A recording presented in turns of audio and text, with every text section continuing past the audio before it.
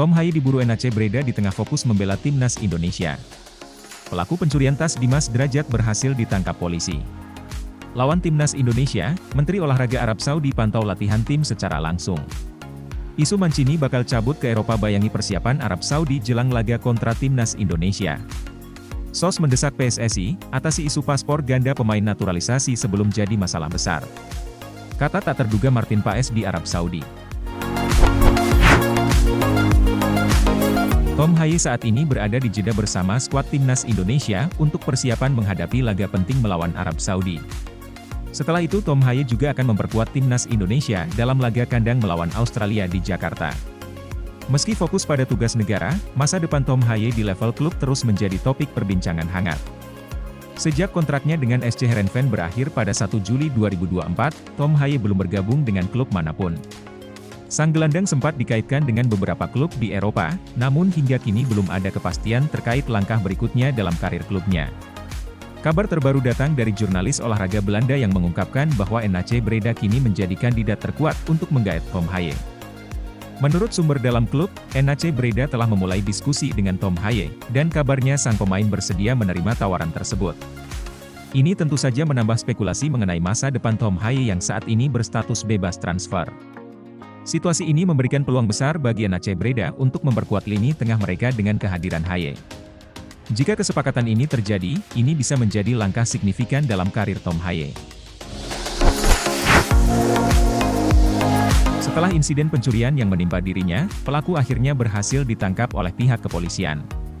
Dimas Derajat mengalami kejadian tak menyenangkan di tengah persiapan untuk pertandingan kualifikasi Piala Dunia 2026. Tas miliknya dilaporkan hilang, dan kejadian ini memicu tindakan cepat dari pihak kepolisian.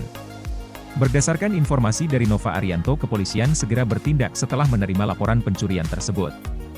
Berbekal rekaman CCTV di lokasi kejadian, pihak kepolisian bergerak cepat untuk mengidentifikasi dan mengejar pelaku. Hasilnya pelaku berhasil ditangkap hanya beberapa jam setelah kejadian, tepatnya pada Minggu dini hari. Meskipun lokasi penangkapan tidak diungkapkan, keberhasilan ini memberikan kelegaan bagi Dimas Derajat dan timnas secara keseluruhan. Nova Arianto mengonfirmasi kabar penangkapan tersebut. Ia juga menambahkan bahwa tim pelatih belum mengetahui apakah barang-barang di dalam tas Dimas Derajat masih ada atau sudah hilang. Baru-baru ini Pangeran Abdulaziz bin Turki Al Faisal yang juga merupakan Menteri Olahraga Arab Saudi, mengunjungi sesi latihan timnas Arab Saudi di Jeddah. Kunjungan ini bukan hanya sekadar kunjungan biasa. Didampingi oleh Presiden Federasi Sepak Bola Arab Saudi Yasser Al-Misehal, Abdulaziz bertemu langsung Roberto Mancini dan memberikan arahan kepada para pemain. Kehadiran Abdulaziz dalam sesi latihan ini menunjukkan betapa pentingnya laga melawan Indonesia bagi Arab Saudi. Dalam arahannya, Abdulaziz menekankan bahwa setiap pertandingan di babak ketiga kualifikasi ini sangat krusial bagi upaya mereka untuk lolos ke putaran final Piala Dunia. Ia meminta para pemain untuk tampil dengan performa terbaik mereka saat menghadapi timnas Indonesia, yang dinilai sebagai lawan yang semakin kuat. Timnas Indonesia sendiri datang ke pertandingan ini dengan kekuatan yang tidak bisa dipandang sebelah mata.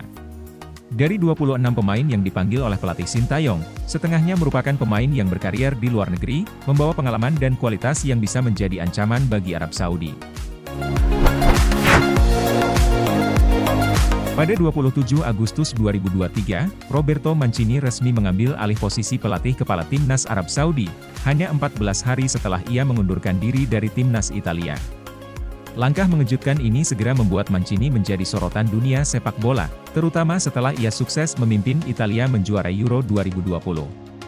Namun setelah lebih dari setahun bersama timnas Arab Saudi, muncul kabar mengejutkan bahwa Mancini kini sedang diincar oleh Benfica.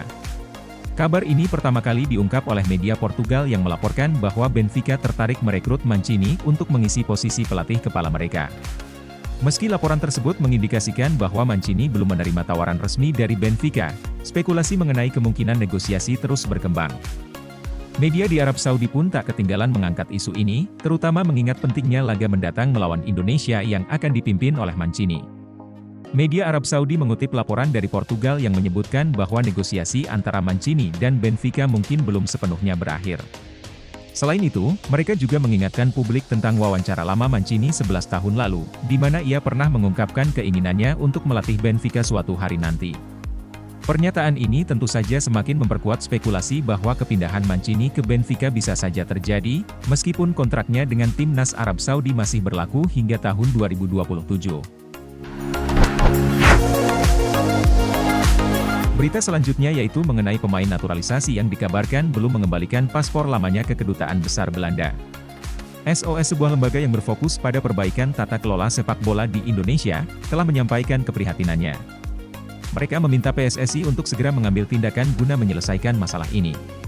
Menurut Koordinator SOS Akmal Marhali, PSSI harus bergerak cepat agar isu ini tidak menjadi presiden buruk bagi Indonesia, mengingat negara kita tidak mengenal konsep kewarganegaraan ganda. Berita mengenai adanya pemain naturalisasi yang belum mengembalikan paspor negara asalnya mulai muncul beberapa waktu lalu. Kabar ini berawal dari sebuah artikel yang mengungkap berbagai permasalahan di tubuh PSSI saat ini.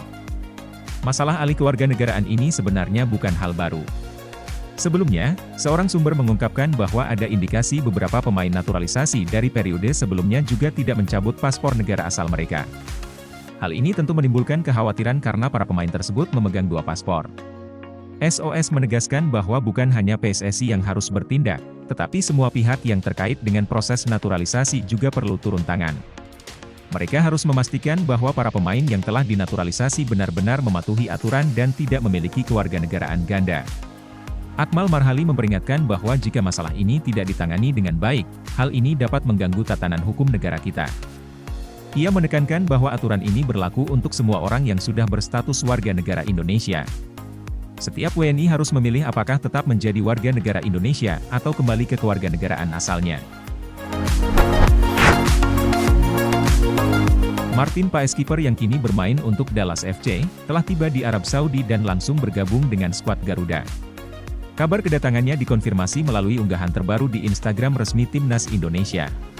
Perjalanan panjang dari Amerika Serikat ke Arab Saudi akhirnya membawa Paes bertemu dengan rekan-rekan satu timnya di Timnas Indonesia. Pemain berusia 26 tahun ini sudah menunjukkan antusiasmenya sejak awal perjalanan. Dalam Instagram story-nya, Paes membagikan momen perjalanannya, mulai dari transit di Dubai hingga akhirnya tiba di Arab Saudi. Mantan kiper FC Utrecht ini terlihat sangat antusias bisa bergabung dengan tim Merah Putih. Namun yang membuat momen ini semakin menarik adalah ketika Paes mengungkapkan asal-usulnya. Dalam sebuah unggahan di Instagram Timnas Indonesia, Paes dengan bangga mengaku berasal dari Kediri. Yang lebih mengejutkan lagi, saat ditanya tentang kata-kata khas orang Kediri, Paes dengan lantang menyebutkannya. Ini tentu menjadi momen yang tak terduga, mengingat Paes baru pertama kali bergabung dengan Timnas Indonesia. Kehadiran Martin Paes di Timnas Indonesia menambah kekuatan skuad Garuda, terutama di sektor penjaga gawang. Kita tunggu bagaimana kontribusi Paes di lapangan, dan apakah ia mampu membawa Timnas Indonesia meraih kemenangan di laga penting mendatang.